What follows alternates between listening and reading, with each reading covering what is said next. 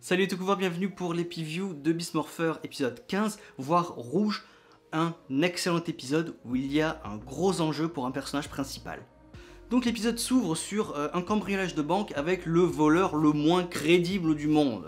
Gros clicheton de cagoule avec les sacs sur l'épaule, ridicule. Devon passait par là, donc il active son Fury Mode pour arrêter le voleur. Sauf que des Tronics vont attaquer, les autres Rangers y sont déjà, et Devon arrive en super vitesse pour les vaincre. Roxy crée un Robotron à partir d'une bougie et veut le power-upper avec la troisième Fury Cell. Donc souvenez-vous, hein, l'épisode dernier nous a introduit ce que c'était les Fury Cell, ça power-upper les monstres et aussi l'armure de Devon. Sauf que Devon vole la Fury Cell au dernier moment parce que la sienne est quasiment à plat. Donc on nous confirme bien que les Fury Cell s'usent. Voilà. Donc quand elle est presque à plat, on voit que l'armure qui est toute rouge bien pimpante devient noire. Enfin, pas noir, mais presque noire. Donc Devon change la Fury Cell usée par une nouvelle Fury Cell. Donc on va faire le compte. Il y en avait 4. Donc une qui est usée pour Devon, une qui a été utilisée pour le Tubatron de l'épisode précédent, et donc il y a celle-là, la troisième, qui est utilisée pour repower-up Devon. Donc il n'en reste plus qu'une à utiliser. Et donc fatalement, quand les 4 auront été usés, bah il n'y aura plus de Fury Mode. Ah ouais? Puisque c'est power-upé par les Fury Cell, ça veut dire que c'est un power-up extrêmement court, pas eu... Voilà. Ça va être utilisé que 2 ou 3 épisodes, ce truc? Ça servait à quoi de le faire? Donc bref, effectivement, Devon est vraiment plus puissant que le Robotron et Roxy, ils sont donc obligés de s'enfuir. Sauf que Roxy analyse un petit peu le développement de personnalité de Devon, et elle remarque qu'il devient de plus en plus méchant, de plus en plus sûr de lui, de plus en plus péteux.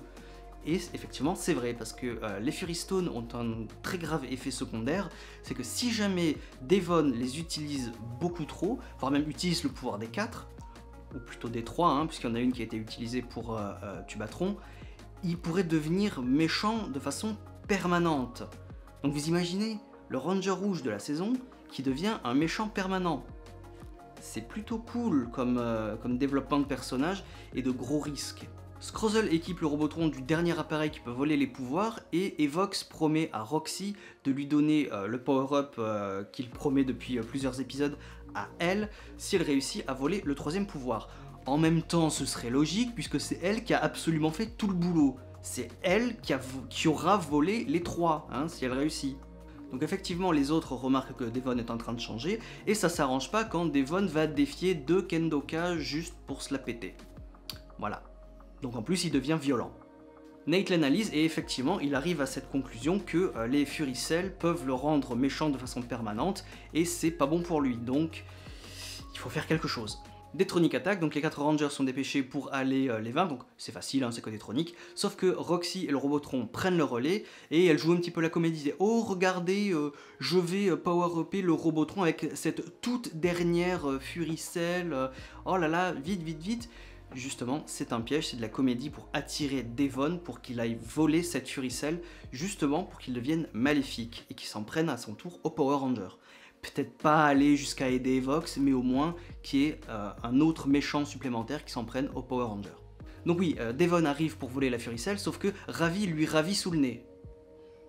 Ah ouais, vous y avez pas pensé à celle-là, hein? Ravir dans le sens voler. Donc combat entre Ranger rouge et Ranger bleu, sauf que Ravi surchauffe et Devon parvient à lui reprendre la Fury Cell. Celle qu'il utilise actuellement s'use, donc l'armure s'annule, et justement c'est là qu'il a un éclair de lucidité, juste avant de mettre la nouvelle, d'activer la nouvelle, et il se rend compte que tout ce qu'il fait c'est mal, qu'il ne fait que blesser ses amis, et donc il détruit la Fury Stone, la Fury Cell. Et donc, bah, a plus d'armure, puisqu'il n'y a plus de Fury Cell, a plus d'armure. Ça y est, le power-up introduit l'épisode d'avant, il est fini. A pu. Donc ça servait à quoi de le créer? Ça servait à quoi de perdre du temps à faire ça? Parce que des Fury Cell, il n'y en avait que 4. Ça y est, elles ont toutes été utilisées en 2 épisodes. Ça a servi à quoi ce power-up? Vraiment uniquement à vendre une figurine supplémentaire? Vraiment? Pour 2 épisodes? C'est un peu lamentable ça. Mais n'oublions pas que le robot est toujours là, donc un Gigadrone est aussi envoyé, et bon là il n'y a pas grand chose à dire non plus, hein. Combat pour éliminer le Robotron et combat de robot pour éliminer le Gigadrone. Voilà, ça c'est toujours classique, il n'y a pas d'effet spectaculaire ou quoi que ce soit, tout rentre dans l'ordre. Mais, n'oublions pas le petit appareil qui a effectivement volé le pouvoir de Devon. Roxy a donc effectivement réussi à voler les 3 pouvoirs, donc Scrozzle lui dit que c'est elle qui va power-upper, mais Blaze intervient et il dit que non, il ne veut pas. Et ça se finit un peu comme ça. Voilà, ça se finit en cliffhanger, Blaze veut pas, et qu'est-ce qui va se passer? Bah on sait pas. Suite au prochain épisode. Donc c'était un super épisode où il y a vraiment un enjeu. Est-ce que Devon va vraiment devenir maléfique? C'est pas impossible pour un épisode ou 2, pourquoi pas? Ça aurait pu être intéressant, mais bon, non. Donc cet arc des Furicell, je le comprends pas très bien, parce que c'était super intéressant à voir, il y a eu un power-up, mais il y avait que 4 cells, et c'est fini. Les 4 ont été utilisés, et donc il n'y a plus de power-up. On est d'accord, c'est fini. Et donc je comprends pas pourquoi faire ce mini-arc là si tu n'as pas plus de Furicell et si tu ne peux pas utiliser plus d'armure power-up. Donc c'était très sympa à regarder, c'était bien, il y a eu de l'enjeu, mais ouais, voilà, c'est fini quoi.